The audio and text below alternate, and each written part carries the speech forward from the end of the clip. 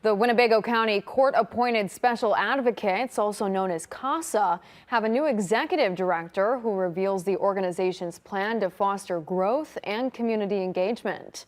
Part of Jim Hudson's vision is to enhance the support services for CASA advocates to help local children in the juvenile abuse and neglect court system. Now, state lawmakers say post-COVID, some states' attorneys and judges are so overwhelmed with cases, they don't really have the time to physically help these children. That's where CASA comes into play.